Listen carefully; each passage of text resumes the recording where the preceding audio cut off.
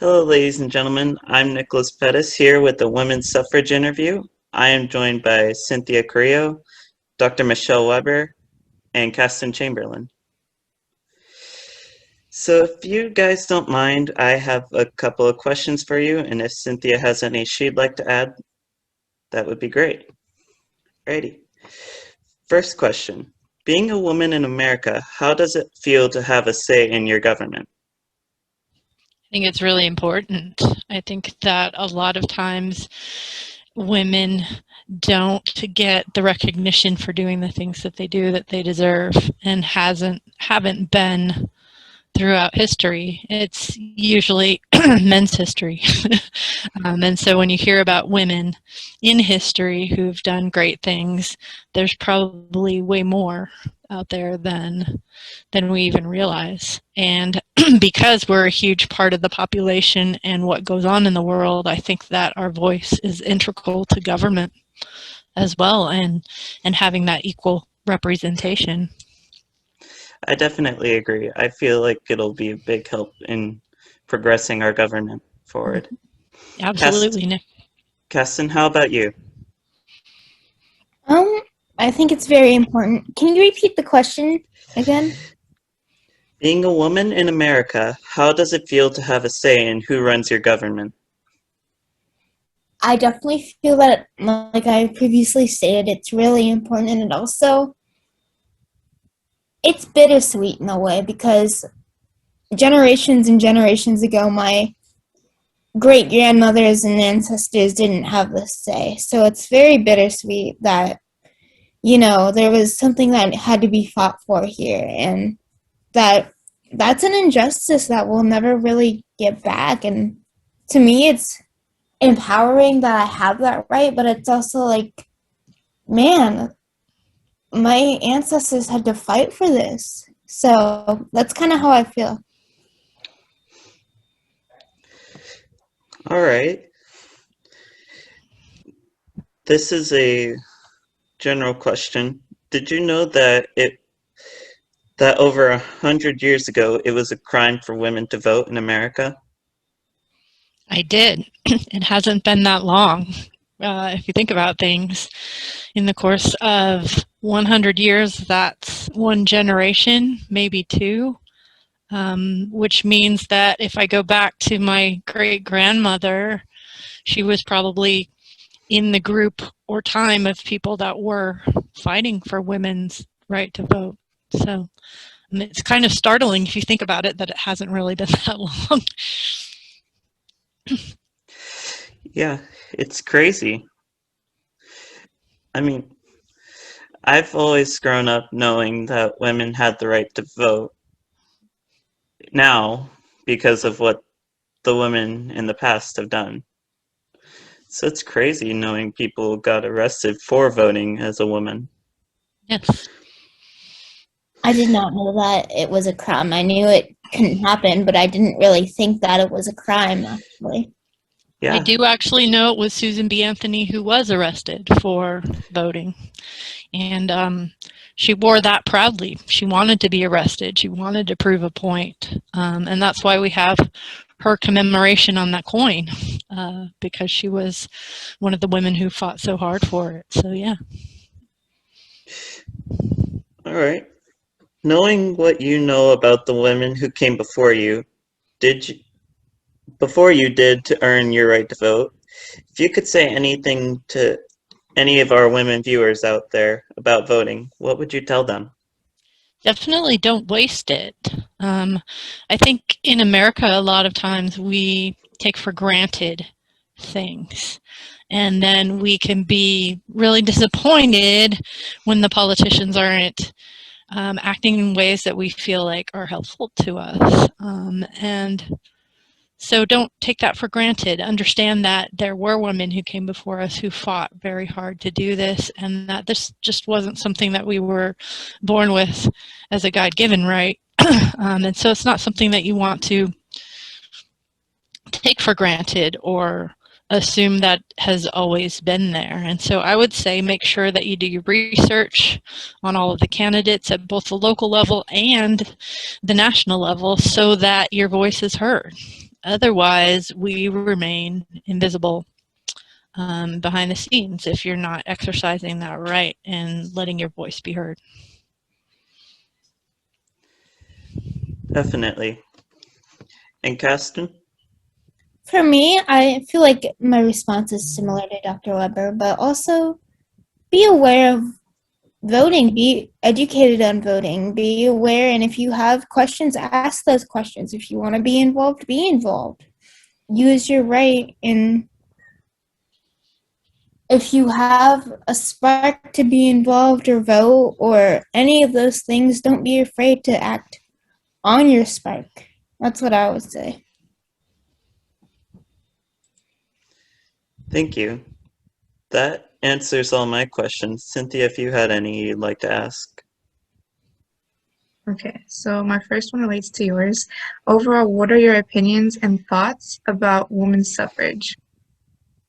My opinions and thoughts. One big opinion that I have is sort of an experience that happened to me is going back and tracing my own family history. And we do these family reunions every year, and typically what's listed there is, this is the male head, and he traveled and came over from Germany, and these are all the things that he did, and here's what his life was like, and here's what he ate when he was on the boat, and you know what I mean? It was just like, there's so many details, and my thought was always, what about the woman? I mean, this family had 15 children. Where's her story? And so not just women's suffrage, but just sort of like not being invisible, like in history in general. I think that is something that has happened over the course of time, is that gets left out, and it's always worrisome to me, because I want to know what this woman, who is also a part of my family, contributed, where she was from, who she was, what her day-to-day life was, what she ate for lunch and dinner, the same as, to me, as important as the rest. And that's something that I think is hugely important, not just the voting, but being, recognized as equal human individuals who have as much to contribute, and sometimes contribute far greater in some cases. So. What about you, Castin? I have so many thoughts on it. It's a very emotional topic for me. For me, my thoughts are, I always think of the people I came from, and I was named after not my first name, but my middle names. I have given 2 middle names after both my grandmothers on both sides. Lou was my grandma's middle name on my mom's side, and Anne was my dad's mom's middle name on my dad's side. So my middle name's Lou Ann. And I always think about, after being named after 2 women, it's very emotional for me to just think about what they had to go through. And it kind of makes me motivated to be like, I came from a pretty strong woman, and I just really try to be grateful and keep strong and do what I can to serve and be involved.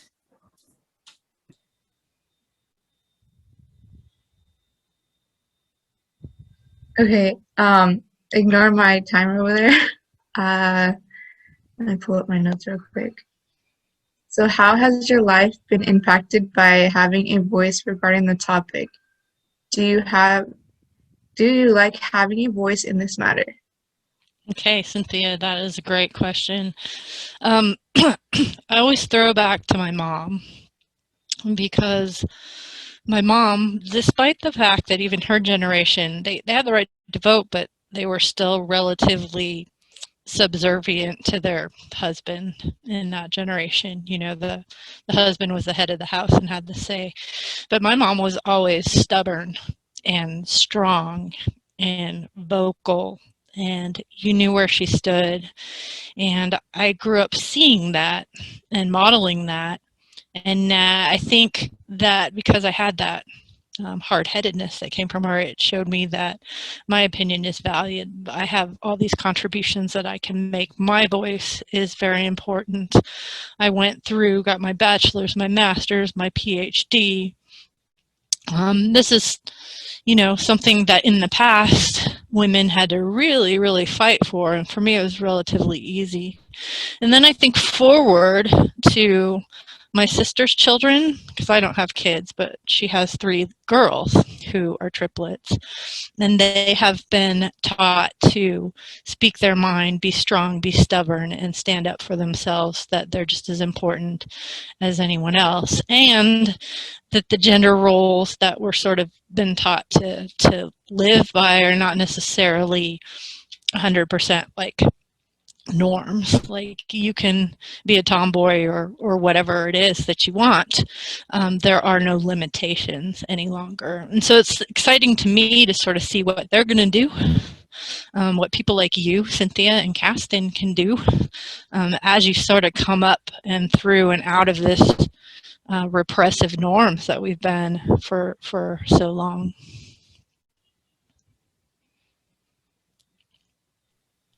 What about you, Castin? Can you repeat the question? Been impacted by having a voice regarding this topic? Do you like having a voice in this matter? Definitely find having a voice very important. I love my vocalness. I grew up with 2 brothers, so I come from being pretty much the only girl other than my mom, but I'm the only girl in the kids part. Most of my cousins are boys, so, I didn't really grow up with that much of a gender norm. I grew up wanting to play with the boys and be a part of the boys, and, that's really important to me where I came from, having that ability to just be a kid. I think that's really important, and being able to just be myself and grow up in my own shoes and just learn to love myself the way I am. And I think that's important to who I've come today. And I think that's really important to being a woman as well, just being able to be you. And yeah, I hope that kind of answers your question. My last one is, with everything going on in the politics today, what if the 19th Amendment changed, allowing women to no longer have a voice? How would you feel? I would march the streets. I'd grab every woman around me and drag them out there. And we would demand action and change in every way possible. That is something that I would not tolerate. I would flip out. So yeah, that would definitely not be a good thing. I would be marching down the streets with signs and pink hats. Kind of like was done before, but if they took my voice away, things would not be good. I'd be marching with Dr. Weber. We'd be together. Yeah, definitely I would not have it either. I would be marching. I'd get myself in a little bit of trouble probably. But yeah, that's pretty much the same answer. Mm-hmm. And I don't know if you guys know, but when women got the right to vote, that didn't extend to African American women.